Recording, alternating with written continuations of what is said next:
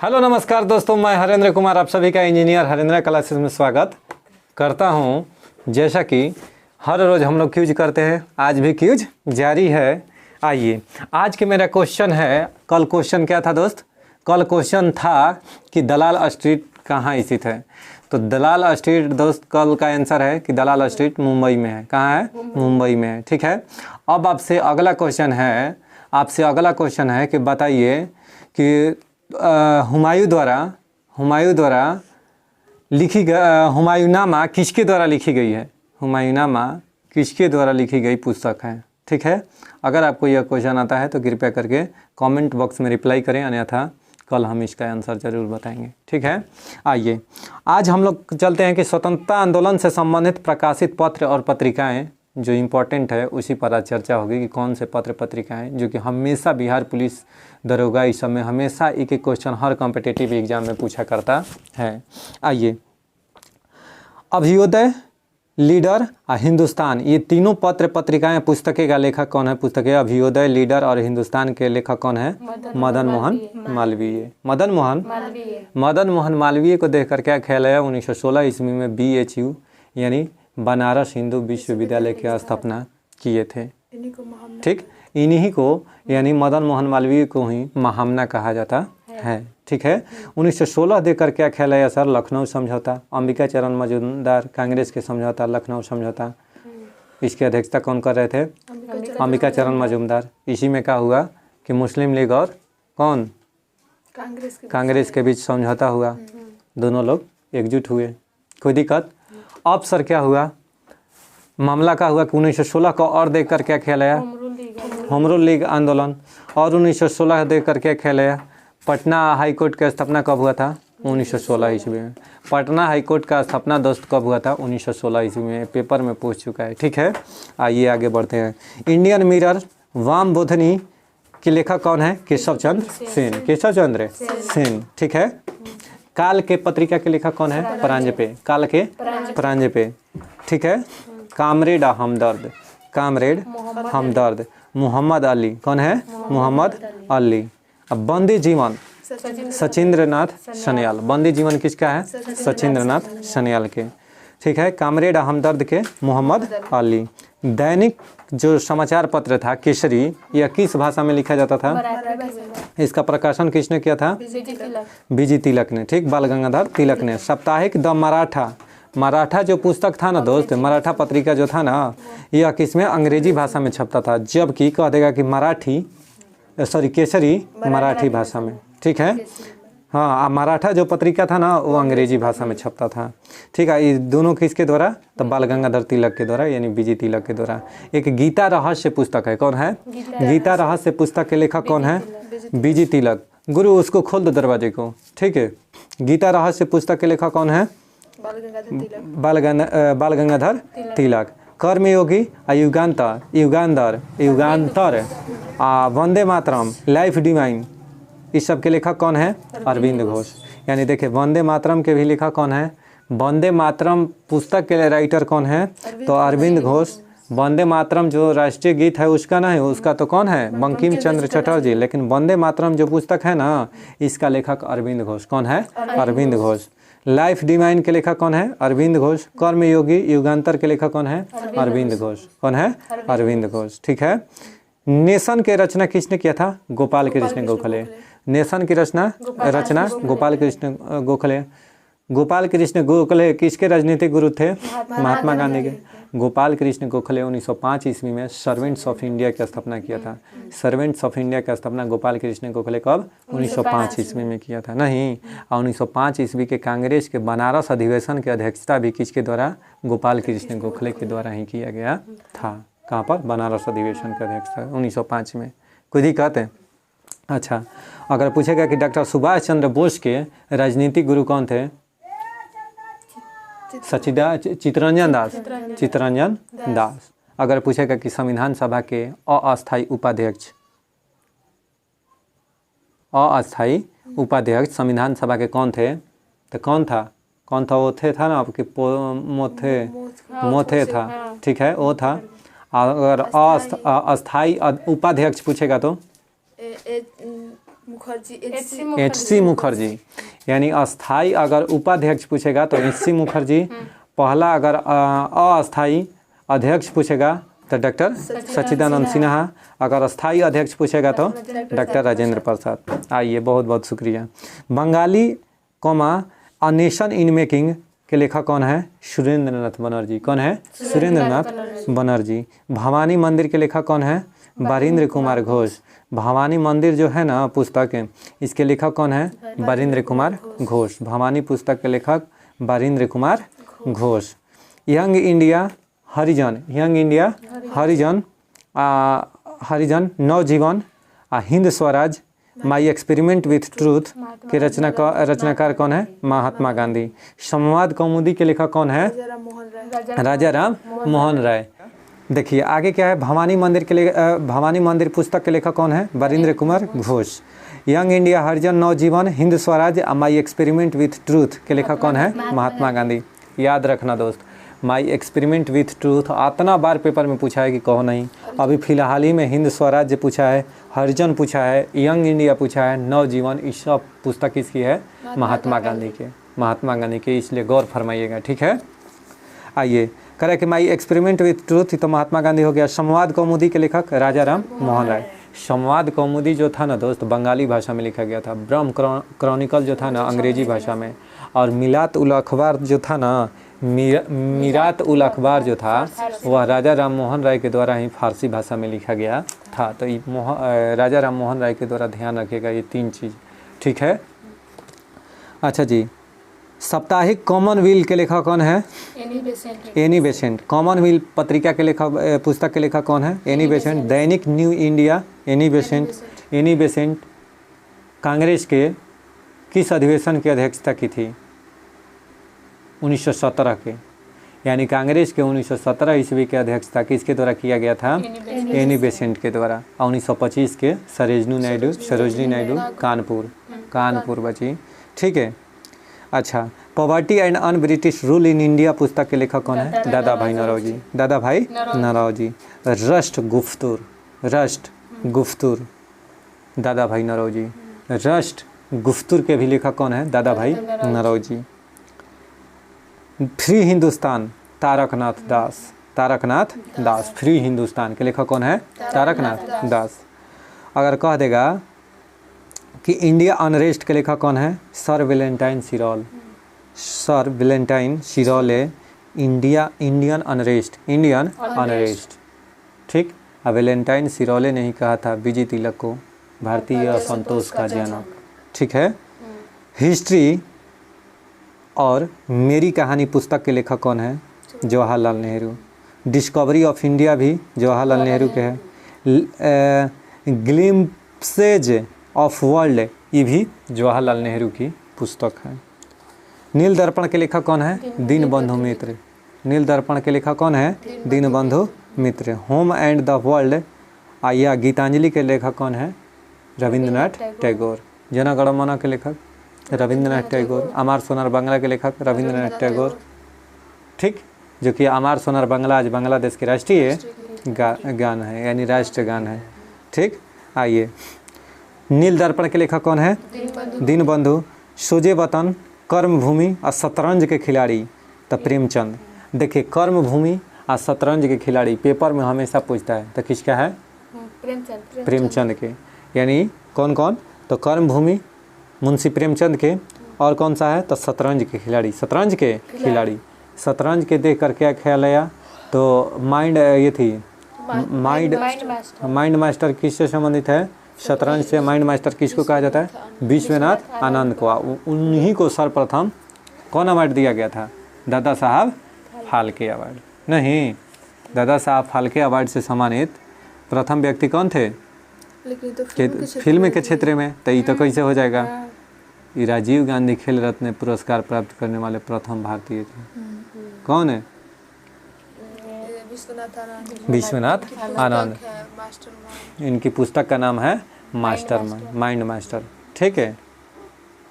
Hockey के जादूगर major Dhyanchand. उनकी आत्मकथा का नाम गोल। उनकी आत्मकथा का नाम गोल, ठीक। कर है कि कौन और कैसे कौन और कैसे कौन और कैसे के लेखक कौन है बताइए? डॉक्टर भीमराव अंबेडकर। अछूत कौन और कैसे? अछूत कौन और कैसे? डॉक्टर भीमराव अंबेडकर। शूद्रों की खोज डॉक्टर भीमराव अंबेडकर। जाति भेद का विच्छेद भीमराव। जहाँ जाति शूद्र ये सब आ गया तो समझना कि डॉक्टर भीमराव अंबेडकर। डॉक्टर भीमराव अंबेडकर का जन्म 14 अप्रैल को मऊ में हुआ था। कब? 1851 को ना? नहीं, ये महात्मा गांधी से भी बड़े थे। 1891 में। कब? 1891 में। डॉक्टर 1951 में 1956 ठीक कर रही है। 1956 में मृत्यु हुआ था। 1891 में मृत्यु 14 जन्म यानी 14 अप्रैल 1891 को इनका जन्म हुआ था और 1956 में मृत्यु। बुचिया ठीक कर रही है। ठीक है। आओ छोटी सी प्यारी सी नीनी सी आओ तो देखिए इंडियन स्ट्रगल के लेखक कौन है? सुभाष चंद्र बोस। इंडियन स्ट्रगल के लेखक कौन है? सुभाष चंद्र बोस। सत्यार्थ प्रकाश के लेखक कौन है? दयानंद सरस्वती। सत्यार्थ प्रकाश के लेखक दयानंद सरस्वती। आज समाज के स्थापना किसने किया था? दयानंद सरस्वती जी ने। कब? 1875 ईस्वी में। 1800 वेलूर मठ की स्थापना किसने किया था? स्वामी विवेकानंद। कब? 1897 87 में ठीक कर रही है। और तब उधर से आए तो किसका कौन सा आश्रम की स्थापना किए थे? यानी उधर से आए जब तो 1897 में किस चीज़ का स्थापना किए थे? वेलूर मठ का तो 1887 में हुआ था। ठीक है, लेकिन उसके बाद में कलकत्ता में स्थापना हुआ था 1897 में। उसका भाई साहब जल्दी आप लोग कमेंट बॉक्स में रिप्लाई कीजिए। ठीक है, आइए देखिए डिस्कवरी ऑफ इंडिया के लेखक जवाहरलाल नेहरू हो गया। भारत भारती के लेखक कौन है? मैथिली शरण गुप्त। मैथिली शरण गुप्त। ठीक है। भारत दुर्दशा के लेखक कौन है? भारतेंदु हरिश्चंद्र। भारत दुर्दशा के लेखक कौन है? भारतेंदु हरिश्चंद्र। ठीक। नील दर्पण के लेखक दीनबंधु, ये तो हो गया। अब आइए राजा राम मोहन राय को लाला लाजपत राय। हाँ, अनहैप्पी इंडिया यंग इंडिया के लेखक कौन है? लाला लाजपत राय। एगो यंग इंडिया ध्यान दीजिएगा महात्मा गांधी का भी है तो इसलिए टकरा जाएगा। अगर महात्मा गांधी होगा तो लाला लाजपत राय नहीं होगा, तो दोनों में से कोई एक होगा। ठीक है, कोई दिक्कत? राजा राम मोहन राय को के पुस्तक कौन है? अनहैप्पी इंडिया और लाला लाजपत राय के पुस्तक के नाम क्या है? अनहैप्पी इंडिया और यंग इंडिया। ठीक। राजा राम मोहन राय को भारतीय पत्रकारिता का। आइए तो आगे हम लोग बढ़ते हैं। बताइए कि उपाधि और प्राप्तकर्ता। उपाधि और प्राप्तकर्ता। उपाधि में है कि गुरुदेव की उपाधि किसने प्राप्त किया था? रविंद्रनाथ टैगोर ने। और किसने दिया था रविंद्रनाथ टैगोर को गुरुदेव की उपाधि? महात्मा गांधी ने दिया था। महात्मा गांधी को महात्मा की उपाधि किसने दिया था? रविंद्रनाथ टैगोर ने। ठीक। नेताजी सुभाष चंद्र बोस को किसने कहा था? Adolf Hitler. अच्छा, वल्लभ भाई पटेल के सरदार की उपाधि बारदोली की महिलाएं। ठीक, बारदोली की महिलाएं के कहने पर महात्मा गांधी दिए थे, लेकिन बारदोली की महिलाएं ही होता है। ठीक है। अच्छा, देश रत्न आजाद शत्रु किसको कहते हैं? डॉक्टर राजेंद्र प्रसाद को। इनको किसने कहा था? वो यह उपाधि दिया था महात्मा गांधी। देश रत्न और आजाद शत्रु। कायदे आजम मोहम्मद अली जिन्ना। कायदे आजम मोहम्मद अली किसने कहा था? महात्मा गांधी। देश नायक सुभाष चंद्र बोस। देश नायक सुभाष चंद्र बोस। इनको कौन कहा था देश नायक? रविंद्रनाथ टैगोर। विवेकानंद को स्वामी विवेकानंद को विवेकानंद किसने कहा था? महाराजा खेतड़ी। महाराजा खेतड़ी ने स्वामी विवेकानंद को विवेकानंद कहा था। महात्मा गांधी को राष्ट्रपिता किसने कहा था? सुभाष चंद्र बोस ने। सुभाष चंद्र बोस ने महात्मा गांधी को राष्ट्रपिता कहा था। देख ले, जबकि दोनों में खटपट, फिर भी राष्ट्रपिता कहा था किसने? महात्मा गांधी को सुभाष चंद्र बोस ने। राजा राम मोहन राय को राजा की उपाधि किसने दिया था? अकबर द्वितीय ने। किसने? अकबर द्वितीय ने। ठीक। अब आइए तो 1917 में जो एनी बेसेंट अधिवेशन की थी ना, कांग्रेस के अधिवेशन की अध्यक्षता 1917 के, तो वह कलकत्ता अधिवेशन की अध्यक्षता की थी। कौन? अगर सबसे पूछेगा ना कि अधिवेशन कहाँ हुआ है तो कलकत्ता में। सबसे अधिक दोस्त पूछेगा कि कांग्रेस का अधिवेशन किस शहर में हुआ है, तो कलकत्ता अधिवेशन में। ठीक, कुल अगर पूछे ना तो 1 2 3 4 5 6 7 8 9 10 10 आयोजन हुआ था। कांग्रेस का 10 आयोजन कहाँ पर हुआ था, कलकत्ता में। और दूसरे स्थान पर कहे, दूसरे स्थान पर तो बम्बई और मद्रास का स्थान है। ठीक है, दूसरे तीसरे स्थान पर। ठीक ना। अब आइए, अगर पूछेगा कि कौन सा कांग्रेस का ऐसा अधिवेशन था जो एक गांव में हुआ था, तो फैजपुर अधिवेशन। कौन? फैजपुर अधिवेशन। कौन अधिवेशन? फैजपुर अधिवेशन। अब फैजपुर अधिवेशन कब हुआ था सर? 1937 ईस्वी में। फैजपुर अधिवेशन कब हुआ था? 1937 ईस्वी में। यह कांग्रेस का गांव में आयोजित होने वाला अधिवेशन था। ठीक, कांग्रेस का पहला अधिवेशन की बात करें दोस्त तो 1885 ईस्वी में हुआ था। कांग्रेस का पहला अधिवेशन कब हुआ था? 1885 ईस्वी में। 1885 ईस्वी में ही 28 दिसंबर 1885 को कांग्रेस का स्थापना हुआ था। कब? 28 दिसंबर 1885। व्योमेश चंद्र चटर्जी इसके अध्यक्ष बने। व्योमेश चंद्र बनर्जी इसके प्रथम अध्यक्ष बने। और इसके संस्थापक कौन थे? एलन ऑक्टेन ह्यूम, अर्थात A.O. ह्यूम। ठीक है, अगर पूछेगा कि विशेष बात क्या है इसमें, तब 72 प्रतिनिधियों ने इसमें भाग लिया था। यानी कांग्रेस का जब पहला अधिवेशन हुआ था ना, तो इसमें 72 प्रतिनिधियों ने क्या किया था? भाग लिया था, जो कि क्वेश्चन पूछ चुका है पेपर में। ठीक है, कि कितने प्रतिनिधि ने भाग लिया था।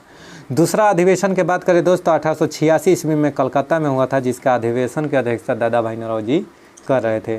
दादा भाई नौरोजी ने 1867 ईस्वी में प्रथम बार राष्ट्रीय प्रति व्यक्ति आय 20 रुपये बताए थे। कब? 1867 ईस्वी में। तीसरा अधिवेशन की बात करें तो 1887 में मद्रास में हुआ था। बदरुद्दीन तैयब जी, बदरुद्दीन तैयब जी प्रथम मुस्लिम अध्यक्ष, प्रथम कांग्रेस के मुस्लिम अध्यक्ष कौन थे? बदरुद्दीन तैयब जी। इसने 1887 में मद्रास में क्या किए थे? मद्रास के कांग्रेस के अधिवेशन की अध्यक्षता किए थे बदरुद्दीन तैयब जी। अच्छा जी, चौथा अधिवेशन इलाहाबाद में हुआ था। जॉर्ज यूल प्रथम अंग्रेज अध्यक्ष, यानी प्रथम यूरोपीय भी कह देना दोस्त, या अंग्रेज कौन थे? तो जॉर्ज यूल था, जिसने चौथा अधिवेशन 1888 ईस्वी में भारतीय राष्ट्रीय कांग्रेस का हुआ था। और वह कहाँ हुआ था? तो इलाहाबाद में उसकी अध्यक्षता किए थे। ठीक है, अब आइए पांचवा कांग्रेस का अधिवेशन की बात करें तो बम्बई में 1889 ईस्वी में सर विलियम वेंडर्स ने इसकी अध्यक्षता किए थे। ठीक, मेन देखिएगा ध्यान से। और क्या है सर? तो देखिए 1896 में कलकत्ता में हुआ था कांग्रेस का अधिवेशन। इसमें वंदे मातरम को पहली बार गाया गया। कब? 1896 ईस्वी में। और 26 जनवरी 1950 को वंदे मातरम को संविधान सभा द्वारा अपनाया गया। इसके कलकत्ता अधिवेशन के जब 1896 में आयोजन हुआ था, जिसमें पहली बार वंदे मातरम गाया गया, तो उसकी अधिवेशन की अध्यक्षता किसने किया था? रहीमतुल्लाह सयानी, रहीमतुल्लाह सयानी ने। ठीक है, रहीमतुल्लाह सयानी ने। अब देखिए यहाँ तक तो हो गया। 1906 ईस्वी में कांग्रेस के कलकत्ता में अधिवेशन हुआ था। कब? 1906 में कांग्रेस का कलकत्ता में अधिवेशन हुआ था। इसकी अध्यक्षता किसने कर रहा था? दादा भाई नौरोजी ने। इसी में जन गण मन को पहली बार गाया गया था। यानी कलकत्ता अधिवेशन 1906 ईस्वी में जन गण मन को पहली बार गाया गया था। इसकी अध्यक्षता, इस अधिवेशन की अध्यक्षता कौन कर रहे थे? दादा भाई नौरोजी। ठीक है, अच्छा जी। 1905 के बनारस कांग्रेस के अधिवेशन की अध्यक्षता किसने? गोपाल कृष्ण गोखले ने। देखिए 1906 ईस्वी में ही तो हो गया। 1906 ईस्वी में कलकत्ता अधिवेशन में दादा भाई नौरोजी कर रहे थे, जिसमें स्वराज्य शब्द का प्रयोग किया गया था। जिसमें स्वराज्य शब्द का प्रयोग किया गया था। 1911 के जो कांग्रेस के कलकत्ता अधिवेशन था ना, उसमें जन गण मन को पहली बार गाया गया था। 1906 वाला में नहीं, 1906 ईस्वी वाला में पहली बार स्वराज्य शब्द का प्रयोग किया गया था। कौन सा शब्द? स्वराज्य शब्द का प्रयोग किया गया था। 1907 ईस्वी में कांग्रेस का सूरत अधिवेशन, 1907 ईस्वी का कांग्रेस का सूरत अधिवेशन, इसकी अध्यक्षता कौन कर रहे थे? रास बिहारी घोष। ठीक, इसका कांग्रेस का प्रथम विभाजन इसी में हुआ था 1907 में सूरत अधिवेशन में। यानी रास बिहारी बोस जिसकी अध्यक्षता कर रहे थे। 1907 में कांग्रेस का विभाजन हुआ था। लेकिन दोनों अटैच कब हुआ? 1916 के लखनऊ अधिवेशन में। लखनऊ अधिवेशन की अध्यक्षता की बात करें तो अंबिका चरण मजूमदार। और कांग्रेस का दूसरा बार विभाजन कब हुआ था? 1918 में। कब? 1918 में। बहुत बहुत शुक्रिया दोस्त। अब देखिए होमवर्क क्या है कल का होमवर्क ध्यान दीजिएगा। कल का होमवर्क है पेज नंबर 56 लुसेंट का, इसको आप रिकॉल करके आइएगा, पूरा 56 पेज का पूछा जाएगा। ठीक है, तब अब हम स्टार्ट करते हैं फिजिक्स। चलिए तो देखिए हम लोग स्थिर वैद्युत के बारे में आज चर्चा करते हैं। किसके बारे में? फिजिक्स में स्थिर वैद्युत के बारे में चर्चा करते हैं। आइए, पदार्थों को परस्पर अगड़ने से उस पर जो आवेश की मात्रा संचित रहती है उसे वैद्युत स्थिर वैद्युत कहते हैं। यानी कहने का मतलब कि दो पदार्थ को आपस में रगड़िएगा ना, दो पदार्थ को आपस में रगड़िएगा तो उस पर जो आवेश की मात्रा संचित रहती है उसे स्थिर विद्युत कहते हैं। क्या कहते हैं? स्थिर विद्युत कहते हैं। स्थिर विद्युत में आवेश स्थिर रहता है। स्थिर विद्युत में आवेश स्थिर रहता है। ठीक है सर। अच्छा, बेंजामिन फ्रैंकलिन ने दो प्रकार के आवेशों को धनात्मक आवेश व ऋणात्मक आवेश नाम दिया था। यानी बेंजामिन फ्रैंकलिन जो थे ना, जिसने बेंजामिन फ्रैंकलिन ने ही तड़ित झंझावात यानी बिजली का खोज किया था। तड़ित झंझावात की खोज किसने किया था? बेंजामिन फ्रैंकलिन ने। ठीक है, तो इनके अनुसार दो आवेशों के नाम दिया गया था, जो धनात्मक आवेश और ऋणात्मक आवेश। समान प्रकार के आवेशों के बीच परस्पर प्रतिकर्षण होता है। यानी अगर लड़का लड़का रही तो ओकरा पीछे विवाद हो, या लड़की लड़की रही तो का हो? विवाद हो। यानी दो समान आवेशों के बीच का हो? प्रतिकर्षण। आ दो असमान के बीच का होला? आकर्षण होला। खुद ही कहते यानी एगो प्लस रही एगो माइनस रही तो दोनों के बीच का रही? आकर्षण। यानी आवेश अगर प्लस प्लस बा तो प्रतिकर्षण, माइनस माइनस बा तो प्रतिकर्षण, और वह प्लस माइनस बा तो आकर्षण। ठीक। अच्छा, यह पूछता है कई बार कि दो समान आवेशों के बीच प्रतिकर्षण होता है कि आकर्षण होता है, कि दोनों के समान होता है? तो क्या होता है? प्रतिकर्षण होता है। देखिए, वस्तुओं का आवेशन इलेक्ट्रॉनों के स्थानांतरण के फलस्वरूप होता है। यानी आगे में कहाँ सर? तो देखिए, आवेश का पृष्ठ घनत्व, आवेश का पृष्ठ घनत्व। देखिए, चालक के इकाई क्षेत्रफल पर स्थित आवेश की मात्रा को उस आवेश का पृष्ठ घनत्व कहते हैं।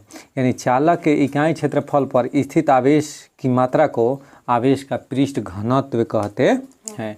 कहने का मतलब कि कोई भी चालक पदार्थ बा ना, उसके आउटर सरफेस पर यानी बाह्य सरफेस पर इकाई क्षेत्रफल पर कितना? इकाई क्षेत्रफल पर स्थित आवेश की कुल मात्रा को, स्थित आवेश की यानी इकाई क्षेत्रफल माने एक इकाई में कितना आवेश उसमें संचित है, उसी को क्या कहते हैं? पृष्ठ घनत्व, आवेश का पृष्ठ घनत्व कहते हैं। ठीक है। चालक का पृष्ठ घनत्व, चालक का पृष्ठ घनत्व चालक के आकार एवं चालक के समीप स्थित अन्य चालक या विद्युत रोधी पदार्थों पर निर्भर करता है। यानी चालक का जो पृष्ठ घनत्व है ना, चालक के आकार पर डिपेंड करता है एवं चालक के समीप स्थित अन्य चालक या विद्युत रोधी पदार्थों पर निर्भर करता है। पृष्ठ घनत्व सबसे अधिक चालक के नुकीले भाग पर होता है, क्योंकि नुकीले भाग का क्षेत्रफल सबसे कम होता है। यानी जहाँ पर क्षेत्रफल कम वहाँ पर पृष्ठ घनत्व का मान सबसे ज़्यादा अधिक। यानी जहाँ पर क्षेत्रफल कम वहाँ पृष्ठ घनत्व का मान ज़्यादा। इसीलिए नुकीला पार्ट पर क्या होता है कि कम क्षेत्रफल होता है तो वहाँ पृष्ठ घनत्व, आवेश का पृष्ठ घनत्व ज़्यादा होता है। चालक किसे कहते हैं? कंडक्टर। जिन पदार्थों से होकर विद्युत आवेश सरलता से प्रवाहित होता है उन्हें चालक कहते हैं। यानी जिन पदार्थों से आवेश जो है सरलता से प्रवाहित होता है उसे क्या कहते हैं? कंडक्टर कहते हैं, यानी चालक कहते हैं। जैसे सर चांदी, तांबा, एल्युमिनियम आदि सब क्या ऐसा है? चालक है। क्या है? तो ये सब चालक है। ठीक है, सॉरी चालक है, चांदी, तांबा और एल्युमिनियम। तो चांदी सबसे अच्छा चालक है। चांदी ये हर कोई जानता है, लेकिन दूसरा सबसे अच्छा चालक कौन है? वो है सुचालक का चालक तांबा है। बहुत बहुत धन्यवाद। ठीक। देखिए, तड़ित चालक का आविष्कार बेंजामिन फ्रैंकलिन ने किया था। आ गया ना? यह तांबा का बना होता है। कई बार पेपर में पूछता है कि तड़ित चालक किसका बना होता है? तांबा का। कैलोरीमीटर किसका बना होता है? तांबा का। किसका? अचालक क्या चीज़? अचालक। जिन पदार्थों से होकर आवेश का प्रवाह नहीं होता है उन्हें अचालक कहते हैं। जैसे लकड़ी, रबर, कागज, ये सब कैसा है? अचालक है। इस सब में आवेश का प्रवाह नहीं होता है। कूलॉम का नियम क्या है सर? तो दो स्थिर विद्युत आवेशों के बीच लगने वाला आकर्षण बल अथवा प्रतिकर्षण बल दोनों आवेशों के गुणनफल के समानुपाती एवं उनके बीच के दूरी के व्युत्क्रमानुपाती होता है। यानी F बराबर क्या होता है? Q1 Q2 बटा में R स्क्वायर।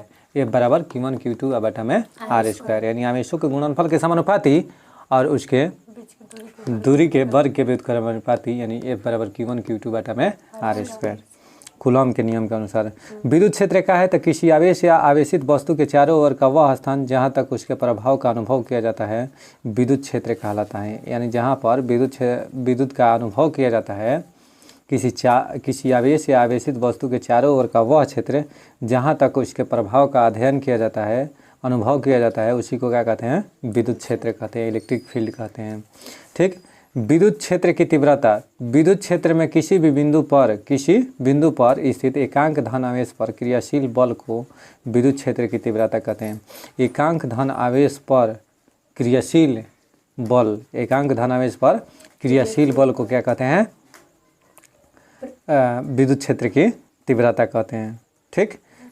विद्युत क्षेत्र की तीव्रता। खोखले चालक के विद्युत क्षेत्र, किसी भी खोखले चालक के अंदर विद्युत क्षेत्र शून्य होता है। पेपर में कई बार क्वेश्चन पूछा है कि किसी भी चालक के, खोखले चालक के अंदर विद्युत क्षेत्र क्या होता है? शून्य होता है।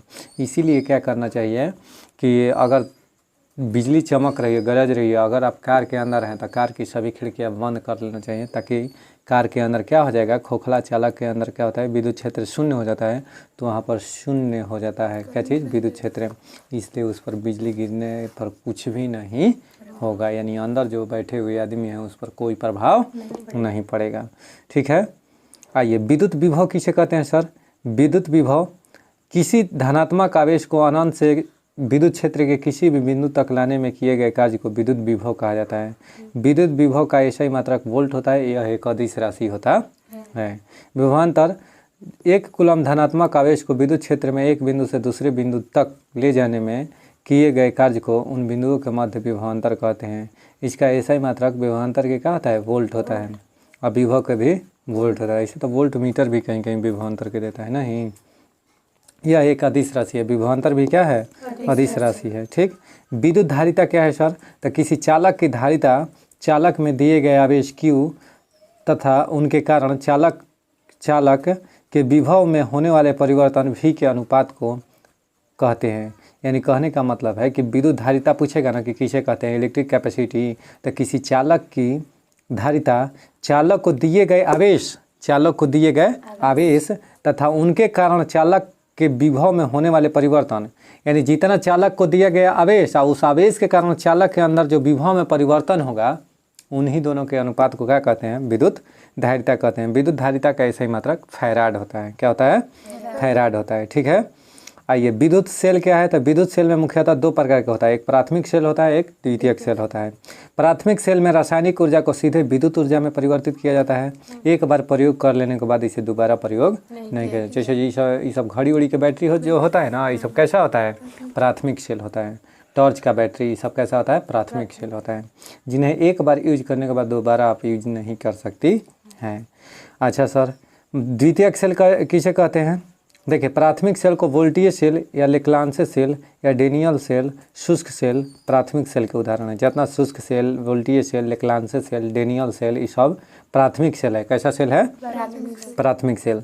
द्वितीयक सेल सर, तो द्वितीयक सेल में पहले विद्युत ऊर्जा को रासायनिक ऊर्जा में, फिर रासायनिक ऊर्जा को विद्युत ऊर्जा में परिवर्तित किया जाता है। अर्थात द्वितीयक सेल में पहले विद्युत ऊर्जा को रासायनिक ऊर्जा में, फिर रासायनिक ऊर्जा को विद्युत ऊर्जा में परिवर्तित किया जाता है। आवेशन कर इसे बार बार प्रयोग में लाया जाता है, उसी को क्या कहते हैं? द्वितीयक सेल कहते हैं। जैसे मोबाइल के बैटरी हो गया, या और सभी डिफरेंट टाइप के बैटरी है ना, जैसे शीशा संचायक बैटरी हो गया। ठीक है। ये सब कैसा है? द्वितीयक सेल का उदाहरण है। जो ना कि एक बार प्रयोग कर दिए, फिर उसे चार्ज करके फिर दोबारा प्रयोग कर रहे हैं, तो उसी को क्या कहेंगे? द्वितीयक सेल। यानी वोल्टीय सेल का आविष्कार 1799 ईस्वी में प्रोफेसर एलिजांडो वोल्टा ने किया था। वोल्टीय सेल का आविष्कार एलिजांडो वोल्टा ने किया था। किसने? एलिजांडो वोल्टा ने किया था वोल्टीय सेल का आविष्कार, वोल्टा ने। लेक्लांसे सेल का प्रयोग वहाँ किया जाता है जहाँ रुक कर थोड़े समय के लिए विद्युत धारा की आवश्यकता होती है, जैसे विद्युत घंटी, टेलीफोन आदि में लेक्लांसे सेल का प्रयोग किया जाता है। सर, लेक्लांसे सेल का प्रयोग कहाँ किया जाता है? जहाँ रुक कर विद्युत की ज़रूरत हो, उसमें क्या करते हैं? थोड़े समय के लिए विद्युत धारा की आवश्यकता हो, उसमें लेक्लांसे सेल का प्रयोग किया जाता है, जैसे विद्युत घंटी में और टेलीफोन में। ठीक। कौन से? तो लेक्लांसे सेल का प्रयोग किया जाता है। देखिए, वोल्टीय सेल में एनोड का काम कौन करता है? तो तांबा, और कैथोड का काम जस्ता करता है। ठीक है। लेक्लांसे सेल में अगर एनोड का काम कहेगा तो कार्बन करता है और कैथोड का काम जस्ता करता है। जस्ता हमेशा कैथोड का काम करता है। जेडेन जो होता है भाई साहब वह हमेशा कैथोड का काम करता है। कैथोड कहें तो ऋणात्मक आवेश का काम करता है, यानी नेगेटिव चार्ज इस पर होता है। लेक्लांसे सेल में कार्बन होता है, शुष्क सेल में कार्बन होता है, यानी शुष्क सेल में एनोड का जो काम करता है ना वह कार्बन करता है और कैथोड का काम जस्ता। और डेनियल सेल में एनोड का काम तांबा करता है और कैथोड का काम जस्ता करता है। ठीक है, अब देखिए शीशा संचायक सेल में लेड पर ऑक्साइड PbO2 एनोड का काम करता है, जबकि Pb जो है ना गैलेना वह ऋणोद का अर्थात कैथोड का काम करता है। निकेल फेरस सेल, इसमें निकेल हाइड्रोक्साइड जो है ना वह एनोड का काम करता है, आयरन जो है ना वह कैथोड का काम करता है।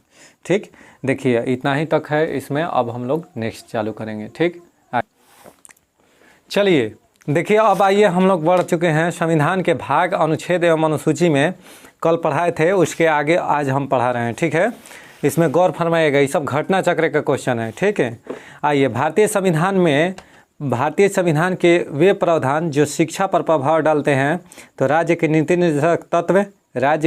निर्देशक तत्व, ग्रामीण और शहरी स्थानीय निकाय, पंचम अनुसूची, षष्ठ अनुसूची और सप्तम अनुसूची, ये जितना सारा है ये सब शिक्षा पर प्रभाव डालते हैं। भारत के संविधान की एक अनुसूची जिसमें दल बदल विरोधी कानून विषयक प्रावधान है। दल बदल किस में है, किस अनुसूची में है, तो 10वीं अनुसूची में। 52वां संविधान संशोधन 1985 में इसको लागू किया गया। 10 बहाने करके ले गया दिल, यानी दल बदल। कोई दिक्कत है? अब देखिए भारतीय संविधान की 7वीं अनुसूची के अंतर्गत संघ सूची में उल्लेख है बैंकिंग, बीमा और जनगणना। बैंकिंग, बीमा और जनगणना किसमें किसे 7वीं अनुसूची के अंतर्गत संघ सूची में उल्लेख है, बैंक के, बीमा का और जनगणना का। जबकि जनसंख्या भाई साहब कहेगा तो समवर्ती सूची में आता है। जनसंख्या कहेगा तो समवर्ती सूची में। कृषि तथा गैस और गैस संकर्म विषय है राज्य सूची का। कृषि हो गया, गैस और गैस संकर्म हो गया, ये राज्य सूची का विषय है। वह विषय जो भारतीय संविधान की संघ सूची से संबंधित है, रक्षा, वैदेशिक मामले और रेलवे, ये सब संघ सूची के से संबंधित है। रेलवे किस में, संघ सूची में। भारतीय संविधान की 7वीं अनुसूची के अंतर्गत राज्य सूची में उल्लेख है रेलवे पुलिस का। रेलवे पुलिस का राज्य सूची में उल्लेख है। रेलवे पुलिस कहेगा तो राज्य सूची में, अगर रेलवे केवल कहेगा तो संघ सूची में। ठीक, इसीलिए जीआरपी होता है। कौन सा? जीआरपी जो होता है ना बाबू, वो हर राज्य का होता है, हर राज्य का। तो जीआरपी में जो जाता है ना वो क्या होता है कि वो का होता है कि हर राज्य से चुना जाता है, तो इसलिए राज्य सूची का विषय है। कौन सा? राज्य सूची का विषय है। पंचायती राज पूछेगा ना कि विषय सम्मिलित है तो राज्य सूची में। पंचायती राज किस में सम्मिलित है? राज्य सूची में। वह विषय जो भारतीय संविधान की 7वीं अनुसूची के अंतर्गत समवर्ती सूची भाग सूची 3rd में शामिल है दंड प्रक्रिया संहिता। दंड प्रक्रिया संहिता वह विषय जो भारतीय संविधान की 7वीं अनुसूची के अंतर्गत समवर्ती सूची में शामिल है। समवर्ती सूची में कौन? तो दंड प्रक्रिया संहिता। विवाह विच्छेद और गोद लेना संविधान की 7वीं अनुसूची में सम्मिलित है।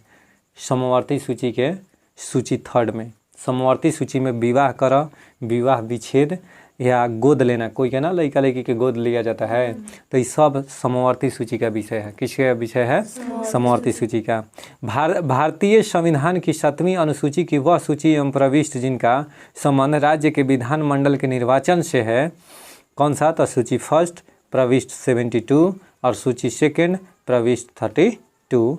इनका संबंध 7वीं अनुसूची की वह सूची जो प्रविष्ट जिसका संबंध राज्य के विधानमंडल के निर्वाचन से है। सरकारों द्वारा शुल्क एवं कर लगाने का अधिकार उल्लिखित है 7वीं अनुसूची में। जो 7वीं अनुसूची है ना उसमें सरकारों द्वारा शुल्क एवं कर लगाने का अधिकार है 7वीं अनुसूची में। और 7वीं अनुसूची में तो कौन सी सरकार द्वारा? अब बताइए। देखिए भूमि सुधार अगर कर कहेगा ना, भूमि सुधार विषय जो है वह राज्य सूची का विषय है। किसका? कृषि राज्य सूची का। जीआरपी यानी रेलवे पुलिस राज्य सूची का। गोद लेना ये सब समवर्ती सूची।